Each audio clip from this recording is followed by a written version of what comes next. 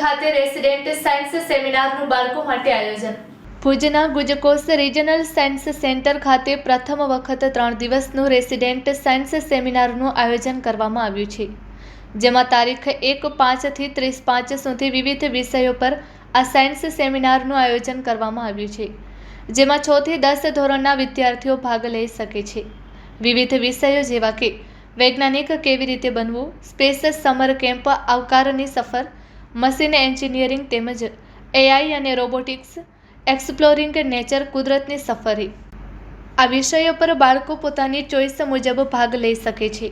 આ કેમ્પ સરકાર હસ્તક કરવામાં આવે છે, જેમાં 3 દિવસ જે તે પસંદ કરેલ વિષય પર બાળકો ઊંડો અભ્યાસ શીખી શકે છે. એટલું જ નહીં પરંતુ સરળ ભાષામાં વિજ્ઞાનને સમજવું આ સમર કેમ્પની વિશેષતા છે. ગ્રેવિટીમાં કેવી રીતે વિમાન ઉડે છે અને તે સાથે બાળકોને વિવિધ પ્રકારના વિમાન કાગળ પર બતાવી ગમ્મત સાથે જ્ઞાન શીખવાડવામાં આવ્યા હતા, જે ખૂબ જ રસપ્રદ બાબત જોવા મળી. આજનો વિષય હતો સ્પેસ સમર, જેનો ભરપૂર આનંદ લઈને બાળકોએ વિજ્ઞાન સાથેની અભિરુચિ બતાવી હતી. આમ વિવિધ વિષયોને સરળ રીતે શીખવા અને સાયન્સમાં રુચિ રાખી કેમાં આગળ વધવું તે આ સાયન્સ રેસિડેન્ટલ શિબિરમાં શીખવા મળ્યું છે.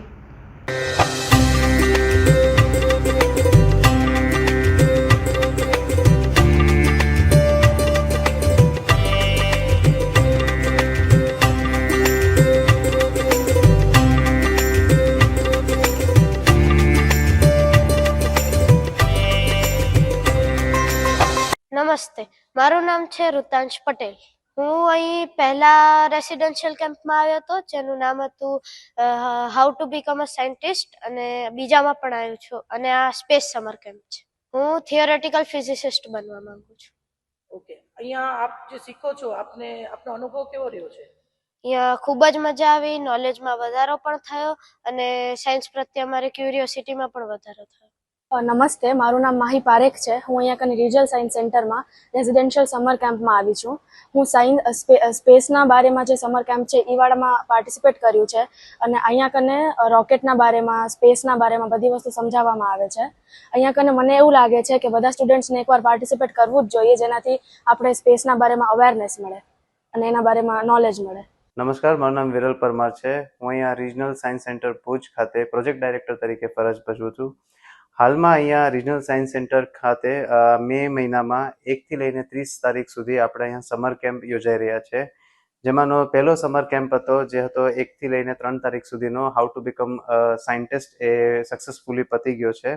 હાલમાં અમારે જે કેમ્પ ચાલી રહ્યો છે એ છે સ્પેસ સમર સાયન્સ કેમ્પ, એ છે 6 થી 8 સુધીમાં, અને આગળના આવનારા દિવસોમાં પણ બાકીના જે 3 સમર સાયન્સ કેમ્પ છે એ યોજાવાના છે. તો આ જેટલું પણ જે ઇનિશિયેટિવ છે એ આપણે બધું Gujarat council of science and technology ગુજકોસ હેઠળ આ ઇનિશિયેટિવ આખું ચાલુ થયું છે, કે જેની અંતર્ગત આ બધા સમર સાયન્સ કેમ્પ યોજાઈ રહ્યા છે. દરેક સમર સાયન્સ કેમ્પમાં આપણે લિમિટેડ 50 સીટ્સ જ અવેલેબલ છે, કે જેની અંદર 50 લોકો પાર્ટિસિપેટ કરી શકે છે. આ છે 3 દિવસનો રેસિડેન્શિયલ સમર સાયન્સ કેમ્પ છે, કે જેમાં છોકરાઓને રહેવા, ખાવા, પીવાની બધી facility regional science centre Bhuj provide કરી આપે છે. અને આના એજ કેટેગરી શું છે? આમાં ભાગ લેવા માટે 6 થી 10 ના છોકરાઓ આ કેટેગરીમાં આવે છે. 6 થી 10 ના છોકરાઓ આ કેમ્પની અંદર બેઝિકલી ભાગ લઈ શકે છે. 6 થી 10 ધોરણ? 6 થી 10 ધોરણ. હા, આ કેમ્પ દર વર્ષે થાય છે, પણ આ વખતે સ્પેશિયલ વસ્તુ એ છે કે આ વખતે જે કેમ્પ છે એ રેસિડેન્શિયલ રાખવામાં આવ્યો છે. દર વર્ષે જે કેમ્પ થતો હોય છે એ રેસિડેન્શિયલ નથી હોતો, પણ આ વખતે આપણે એક રેસિડેન્શિયલ સમર સાયન્સ કેમ્પ રાખવામાં આવ્યો છે, જેથી છોકરાઓ ને આપણે એક રહેણાંકની સુવિધા પણ પ્રોવાઈડ કરશું, કે જ્યાં છોકરાઓ એકબીજા સાથે મળી શકે, વાતો કરી શકે, બરાબર જ્ઞાનનું આદાન પ્રદાન કરી શકે. આપ જોઈ રહ્યા છો કે અહીંયા જે છે એક સમર કેમ્પનું 6 to 10 સ્ટાન્ડર્ડના બાળકો માટે સાયન્સનું એક સમર કેમ્પનું આયોજન થયું છે, જે ફૂલ ઓફ મંથ ચાલશે. અને બાળકોને જે રીતનો પોતાનો ઇન્ટરેસ્ટ છે એમ અલગ અલગ 5 સબ્જેક્ટ ઉપર આ સેમિનાર સ્ટાર્ટ થયું છે. અને આ સેમિનારમાં પર સેમિનાર 50 જેટલા બાળકો જે છે એ રસપ્રદ ભાગ લઈ રહ્યા છે.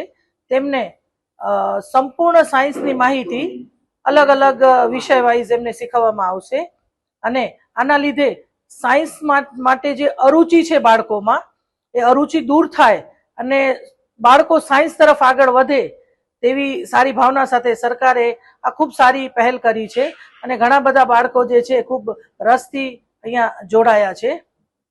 Nirmala Maheshwari, Kutch care news, Bhuj.